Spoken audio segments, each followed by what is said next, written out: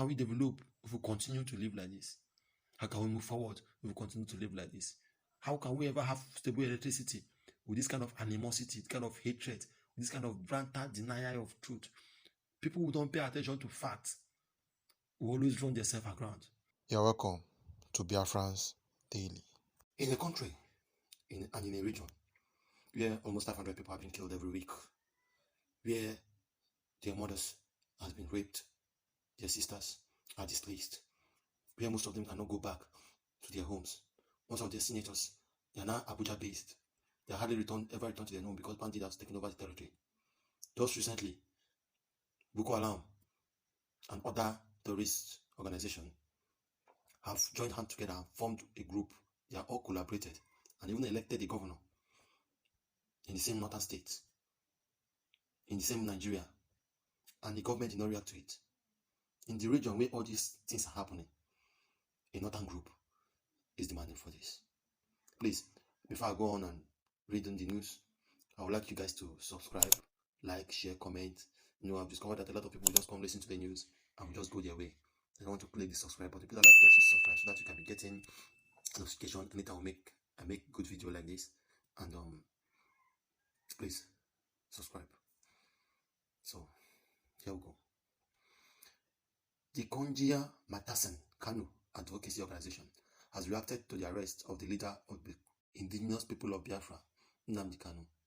The Kanu-based group detailed some of the alleged crimes Kanu was said to have encouraged in Nigeria while he was on the run.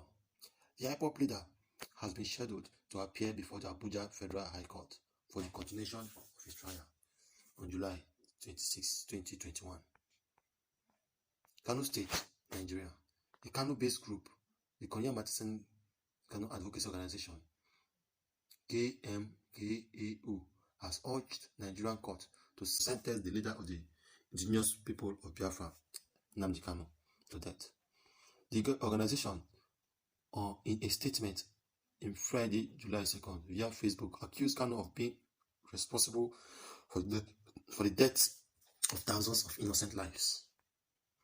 The chairman of the organization, Al-Hassan Haruna Gambata, argued that the IPOB leader should face capital punishment for his alleged reign of terror. The group said Kanu has proven beyond reasonable doubt that people like him belong to the dungeon of hell, where he will find his equals, passing through the judgment of God.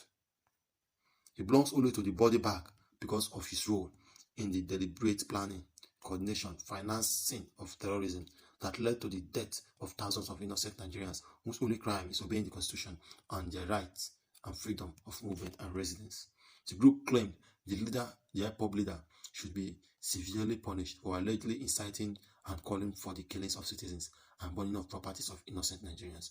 According to Daily Nigerian, the organization alleged that within 4 months, Kanu called for and coordinated 55 violent attacks on either some innocent security forces or innocent civilians in the south and southeast.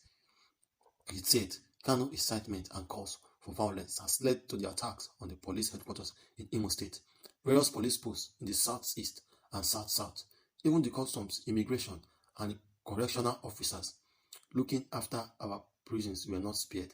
Thousands of prisoners were set free by IPOB using the principle of anarchy. The group noted that there is nothing befitting to Kanu than the ultimate price of death, because his actions have allegedly led to deaths and destruction of properties. KMKAO stated that such capital punishment would serve as deterrent to his supporters. Meanwhile, Governor Nasir El-Rufai of Kaduna State has said he was happy about the arrest of Nnamdi Kanu, the leader of the proscribed, the leader of the indigenous people of Biafra. El-Rufai said that Kanu arrest should be a clear warning to other separatists that they will face justice no matter how long it takes the governor. The governor stated that by jumping bail, Kanu exposed him to a very the minority leader of the Senate, Ishati, to danger and likelihood of arrest. This is the kind of news we read in Nigeria.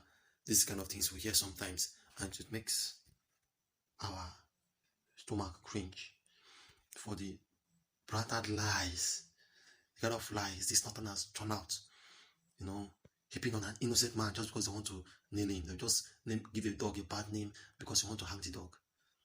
Look at El-Rufai saying that Nnamdi Kanu jump bail. How can you say somebody jump bail that you, as a government, you went to his house with battalions of troop of soldiers, with helicopter and a fighter jet and armor tank? You attacked him in his home.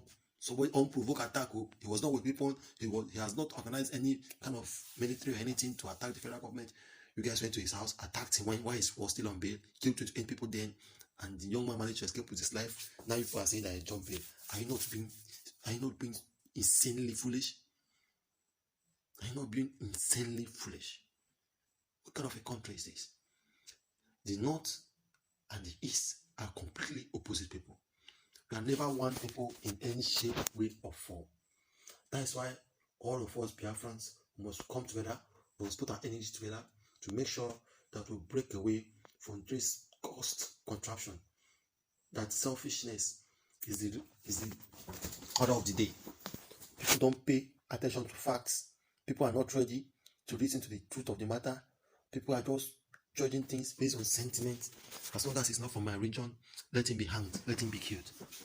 Now, you can imagine this KMKAU and a Kano-based organization. These guys have never come out one day to complain about Fulani herdsmen that has been killing them in their thousands. Just recently, almost 150 students, including children and babies, was kidnapped. The other day, almost 600 were kidnapped. In this year alone, almost 3,000 people have been kidnapped and ransom collected from only northern Nigeria. Not to talk about the massacre, the village, the ransacking of people, the almost weekly attack of different villages in the north. But these guys have not come out a day to complain about those attacks. They're only concerned about Nnamdi Kanu, that Nnamdi Kanu has incited violence. But you say someone incited violence. What of those people that are committing the violence? How many people of them have you arrested? How can you say Nnamdi Kanu incited violence just because somebody is preaching for justice, is asking for justice for those that was massacred during the EndSARS? He was asking for justice for those that was illegally detained. You people are looking for him to hang. Just because someone is not happy with the way Buhari is ruling and is telling him his failures to his face, you guys are not happy. Someone is complaining about there's no light, there's no good road for his people, there's no water system for his people, there's no irrigation system for his people. People are angry, people are not happy. Then why should he be complaining? And you're not tagging him a terrorist. So when someone is not happy about the thing that is happening, going on around him, he no longer has the right to lay his grievances without the Northerners feeling offended. So in this country, someone cannot breathe without the Northerners feeling offended. You people have a very huge problem in your backyard that you're not attending to. But you are just focused on somebody that is crying for he wants the old woman in the village to be able to go to his farm. Because of our old men in the eastern part of Nigeria, we are not unable to go to their farm because of Fulani herdsmen. Fulani herdsmen has been killing people. And this young man, out of his sweat, put together some Biafrans together and to be able to raise funds to provide security for our grandmothers in the village so that they can go back to their farm. The videos of our grandmother testify of the testimony of these old women are everywhere online. They are all gone viral. The good work these security forces are doing are helping protect the villagers, people that are going to farm, people, those most vulnerable people. The facts are everywhere. The ESN put together by Nnamdi Kanu has never one day come to the city. They have never one day attacked any police officer. They have never one day attacked any security forces. But it's still the same government that will attack the security forces and put the blame on Nnamdi Kanu. The facts are there, the proofs are there, information are there. A video once came out the other time about how police went to attack some people sleeping and was shouting that it's an unknown gunman, only for one of the survivors of the incident to come and expose him. And till today, he's a Fulani policeman. And till today, nobody has heard anything about that police. They have all swept the whole issue under the carpet. What kind of country is this? How can we develop if we continue to live like this? How can we move forward if we continue to live like this?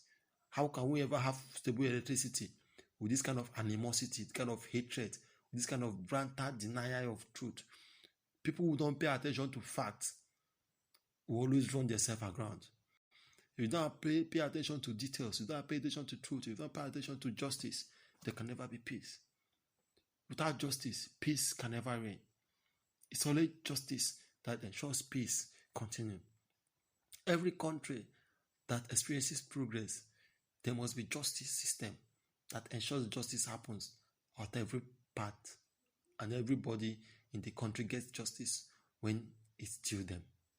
But in this country, people don't get justice. Some innocent blood are crying against this country. Innocent blood, people that are unjustly treated are crying against this country. The country have drank a lot of innocent blood. And that's why the country is not growing. And that's why the country can never grow. And that's why there can never be development. Every other country around us is moving forward. And in this 21st century, we are still talking about cow. Cow this, cow that. Let me just see some reactions of Nigerians. Let's hear what they have to say.